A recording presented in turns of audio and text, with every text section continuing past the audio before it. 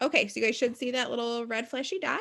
And I know today we have no students joining us directly. So I hope you guys are all watching this at home and enjoying watching your teachers try and learn stuff, how we try and teach you guys stuff. So today we are going to continue talking about feelings and coping strategies and how we deal with emotions for our ULS content this month. And today's lesson specifically focuses on a coping strategy. So for this lesson, you are going to need your ABC cards and your yes, no, yes. Oh, you guys still didn't get it right. Your yes card and your no card. So coping strategies is our lesson for today. So what is a coping strategy? Kind of difficult. We haven't talked about this word yet. A coping strategy is how you deal with a feeling. So it's how you handle an emotion or the way you respond to emotion. So with a coping strategy, it's how you might go from angry to calm or from sad to happy. It's the things that you do to change how you're feeling. So today with coping strategies, everybody has feelings. Feelings tell us what we like. Feelings tell us what we don't like. Some feelings make us feel good and some make us feel bad. So what emotions make us feel good? Do you guys think angry makes us feel good? Yes or no?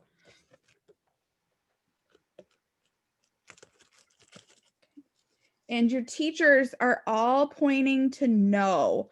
So yeah, being angry doesn't make you feel good inside. It kind of makes your tummy hurt and you get all hot and sweaty. Maybe you start crying. We talked about what anger looks like and we all do it a little bit different, but it doesn't make you feel good.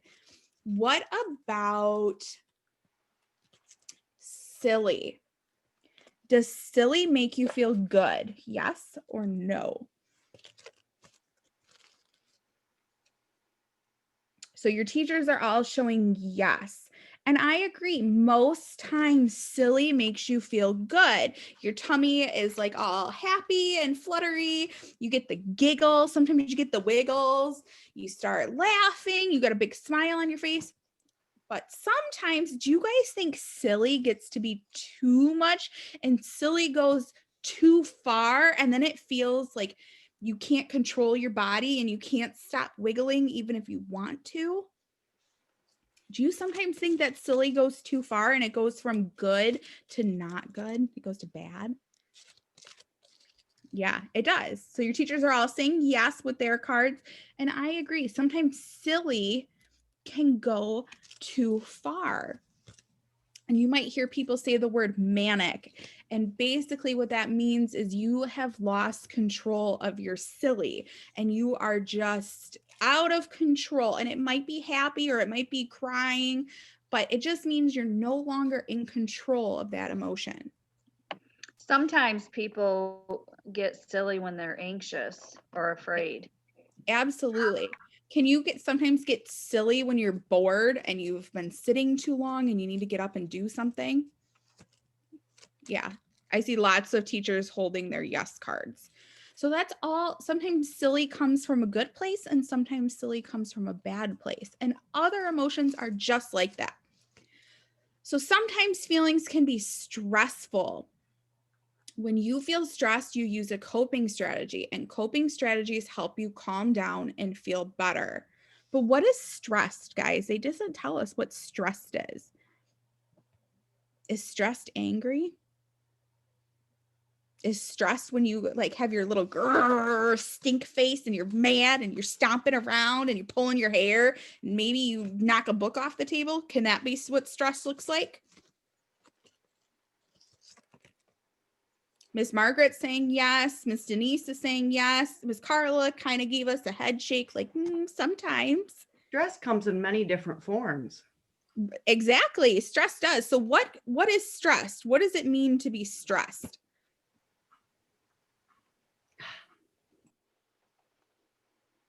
I saw Miss Connie's mic go on, so that means she's going to answer. Let's see what Miss Connie says. It think stressed is when you get so many different emotions that you're not sure how to handle it because you can't identify it. Like it's not really anger, it's not being happy. It can be all of them at once. Okay, that's a good response. Does anybody else, can you describe it different? Miss Denise has her mic off. Maybe she has one. I was just going to say overwhelmed. Yeah, so you have so much feeling that you can't think about it all and you can't even understand all of it. Miss Carla, what do you have? Pressure or tension on objects or material, or just extremely strained, and people just mental strain, emotional strain.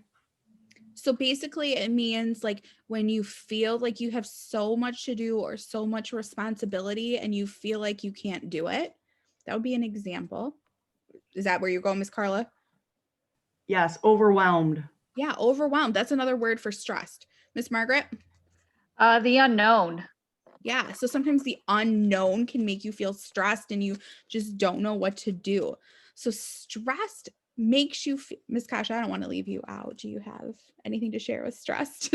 I was just watching mics go on and off. I think you guys have done a good job so far describing stressed. Okay.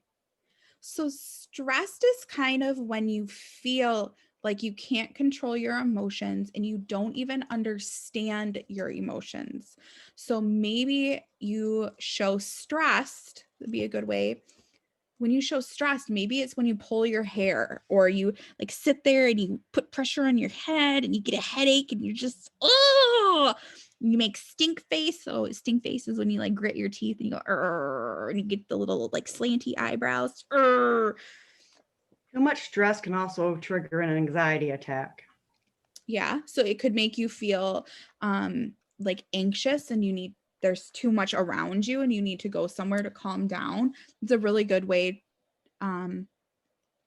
It's not a good way. It's a really not even popular.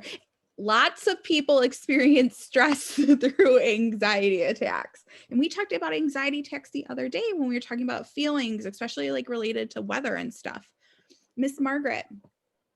You had mentioned yesterday, whenever it was this week, that sometimes you get all itchy. Yeah, definitely. I And get itchy and scratchy. And yeah, some people like they pick, kind of. It's just I don't know, a habit or yeah, you sometimes scratch yourself or you pick. Some people pull hair. So with stress, sometimes maybe you just get grumpy and you don't want to do anything and you get mad and people keep asking you little normal things and you're just like, no, I don't want to. Well, it's because your body's all tight and it feels yucky on the inside and everything clenches and it gets real tight. So stress looks different and it happens differently for everybody and different things make us stressed. So coping strategies help us go from stress where we feel all yucky inside to trying to feel better. So talking to a friend is a coping strategy. Deep breathing is a coping strategy. And it wants to know what are some other strategies. And it gives us a little picture for a clue. So I'm going to zoom in for a second. Let's see if I can zoom in without messing this up today, guys.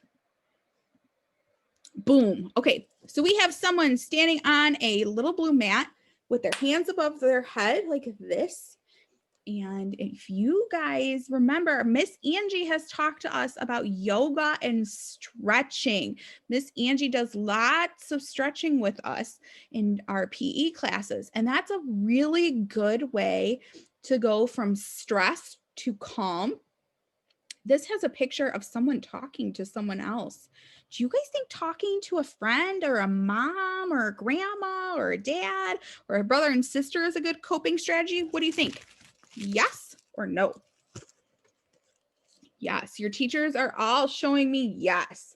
And then this one, it's someone with a book. Now this person's writing, but could it be reading a book too? Yeah, your teachers are nodding. Miss Kasha's signing yes. Miss Margaret pulled up yes. Miss Connie, what do you think? Could be drawing too, writing, drawing, or reading. Yeah, making a picture. So those are some other coping strategies. So one really popular coping strategy is the 5, 4, 3, 2, 1 check-in. Now, Miss Ash, what is that? Well, it means when you're really stressed, and this is really good for people who have anxiety attacks. They talk about this a lot. So when you feel really anxious and you can't control how worried you're feeling, this is something that you're supposed to focus on. So you think about 5 things you can see. So I'm going to pick one teacher to tell me 5 things that they can see around them. So Miss Kasha, what are 5 things you can see? Trying to get there. Okay. So things I am seeing right now are my dog laying next to me. I'm seeing my kitchen from where I sit. I can see my plants. I can see my fireplace, and I can also see outside. Okay. So she gave us 5 things she can see. Miss Margaret, what are 4 things you can touch right now? My puppy dog, Okay, so she can pet her puppy dog. That's one. my couch is soft, my pillow, and there's a blanket nearby, a soft blanket. Perfect. So she's got 4 things. All right, Miss Carla, can you tell me 3 things you can hear right now? The clock ticking next to me, cars going by, and Becca getting ready to go to Career Center. Okay. Miss Connie, what are 2 things you can smell?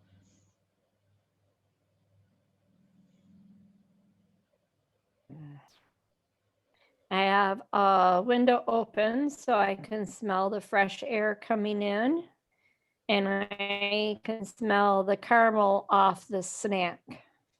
Okay. And Miss Denise, what's one thing you can taste? My coffee. There you go. So 5, 4, 3, 2, 1 check-in is it makes you think about things that are around you that are like you can touch or you can see and you can smell. So they're real things, and it makes you focus on what's directly around you versus what's making you feel anxious inside. So normally you would do this all by yourself. So if I did it by myself, my 5 things I could see would be my cat, my friends, the pictures of my friends. I can see my laundry basket.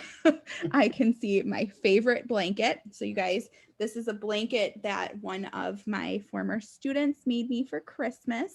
And when I'm feeling upset, I have my blanket near me.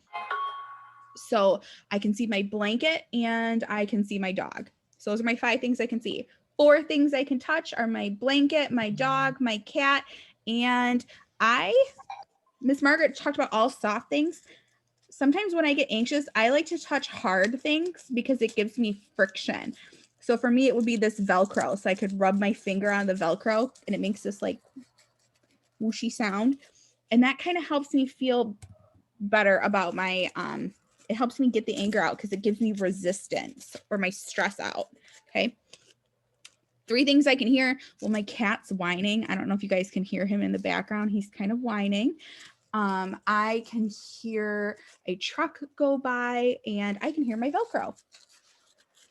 And 2 things I can smell. Well, I'm working on my house right now. You guys have seen this in the background of my videos, and I was sanding all last night. So I can smell drywall right now. It has a weird, like dusty, chalky smell, and it doesn't smell very good. And I can smell my candle. And then one thing I can taste, I had a blueberry waffle this morning, so it tastes like blueberries to me. So those are all things, and it makes me think about what's in my environment or my world around me today. So create calming is our next strategy. So like Miss Connie said, it's drawing or coloring or painting. It's making a picture collage or working on your favorite craft project. So I know Miss Connie is a superb phenomenal scrapbooker. So maybe Miss Connie, when she's feeling stressed, she goes into her craft room and does scrapbooking. Although that might be stressful too, because Miss Connie is very talented. And if it doesn't go right, I could see that making more stress. But that could be stress reduction. Miss Carla bakes. So that's calming for Miss Carla. She's a really good baker. So when she gets stressed, she goes and she bakes stuff. And sometimes we get cookies from it. So, you know, sometimes Miss Carla being stressed is a good thing. Don't tell her that, but you know, sometimes we get cookies and we like cookies. I heard that. What about Miss Denise? What is your creative calming? I like to go for a walk. Okay. Miss Margaret, what's your creative calming? Sometimes I like to listen to worship music and sing. Okay, so Miss Margaret sings. That's a really good one. Sometimes singing helps get it all out. Miss Kasha, what's your creative calming? I have a repair person at my house. My husband's taking care of it, but my dog is going nuts. So I didn't quite hear the question. Can you get You might be a little stressed right now. That's a good example. Yes, I am a little stressed right now. There's a lot going on and I'm trying to focus on what Miss Ashley's saying. And so I am feeling stressed. So right there, Miss Kasha's voice, you guys listen, she started talking faster and her voice went up higher. And then you look at her face, Miss Kasha always smiles. She has such a pretty smile. We know she's happy all the time. And today her smile's a little bit smaller. We don't see as many teeth today. So that's a really good way for us to know Miss Kasha's maybe not feeling her best today. So Miss Kasha, my question is, what is your creative way to calm down when you're feeling stressed? Oh, I'm a very crafty person. And so I like to get creative, especially with making jewelry. Okay, I like to do that with making jewelry. yeah, very cool. Yeah. Very cool. I didn't know you did that. So that's a fun fact, you guys. We just learned about Miss Kasha. So my creative, when I'm stressed, I mean, partly it's shopping because I like to redecorate my house a lot when I'm stressed. So you guys can see my wall, I patch drywall a lot when I'm stressed. But unfortunately, usually by the time I get the drywall done, I'm unstressed and I'm calm. And then I don't want to finish the project until I'm stressed again. So, you know, I guess they must not have been that stressed because that drywall's been looking like that for a while. So that's what I do. I do like home renovation when I'm stressed. It's crazy because I like to clean. That helps. Yeah. I don't like to clean. That helps me to de-stress. Yeah. So it gives you a productive outlet. So alone time is another coping strategy where you can read a book, you can take deep breaths, or you can journal. So you can write in a book about how you feel. There's exercise. You can go for a walk or a jog. Miss Denise likes this. Exercise makes me feel stressed, so I don't do this one. You can stretch or do yoga like we do with Miss Angie, or we can dance to our favorite song. Like Miss Margaret says she sings, but she could also be dancing to her favorite song. Miss Carla dances a lot. So that's a really good way to like get the stress out. There's also helping hands. So it's squeezing a stress ball, using a fidget, or playing with putty. So in our classroom, we have lots of fidgets in our room. But one of the ones that I don't see on here, that's one of my favorite ways to de-stress. I don't know if you guys have ever seen it. I usually have a quarter near me, either in my pocket or in my desk or something like that. And I like to spin quarters. So when I'm really, really stressed, you'll see me get a quarter out and I flick it on the desk or on a table. Or if I don't have a flat surface, you'll see that I spin them in my fingers. So usually I go like this a lot. And I don't know why, but that's how I feel better. And was it Miss Kasha that has a rock sometimes, a pocket rock? Yes, I have a stress rock, and it's a really smooth rock. I don't have it right here handy, but it's a really smooth rock that I rub between my fingers and my thumb. And it just calms me because it's repetition and it just feels smooth and it's cold and feels good on my hands and it calms me. So do you guys hear how Miss Kasha described it? She's talking about physical features of the rock, which kind of ties to our 5, 4, 3, 2, I can't count today with my fingers thing that with the check-in that we were talking about, because she's talking about how the rock feels. It's smooth, it's cold, it's, I don't know if you said soft, but she likes to rub it. So those are tying into how it feels, what she sees. That's all has to do with that 5, 4, 3, 2, 1 check-in. She didn't even know she was doing it. Miss Carla, I saw your mic come on. My husband folds paper. Oh, that's a good one. Takes a little piece of paper and folds it even smaller. It's not. And smaller. My daughter says it's not fun to listen to him fold paper. But you know, that kind of is like taking a big problem and folding it smaller and smaller and smaller. So it's taking a really big issue and making it smaller so it feels more manageable. So those are all really cool ways that people deal with their stress. So next time we get stressed, we should practice one of the coping strategies, either one of the ones that we've talked about with you, Celeste, or one of the ones that your teacher suggested, or if you have one that you like to do at home, maybe you like to bounce on a yoga ball or jump on a trampoline or go sit on a swing. So next time you get stressed, try one of those and let us know what you like to do. So for our first activity today, guys, we are going to do the square breath. Now, Miss Ash, what's a square breath? Girl, I didn't know either. So what we're going to do is we're going to point our fingers to the start that's in the bottom corner. It's a little blue circle. It says start. So what we need to do is drag our finger up to the top corner. And you're going to drag it up as you breathe in for 4 seconds. So you're going to go 1, 2, 3, 4. And as you do that, you're going to move your finger up to the top corner. And while you're counting, you need to breathe in. Okay. When we get to the top corner, we're going to hold our breath for 4 seconds, and we're going to drag our finger to the other corner across the top of the square. We're going to hold our breath for 4 seconds. Great. Now you want them to see I'm stressed. Sorry, guys. So we're going to hit that top corner, and then we're going to let our breath out for 4 seconds. So we're going to go. And as we count to 4, we need to slide our finger down. Then we're going to hold our breath for 4 seconds and drag our finger back to the start. Okay, so are we ready?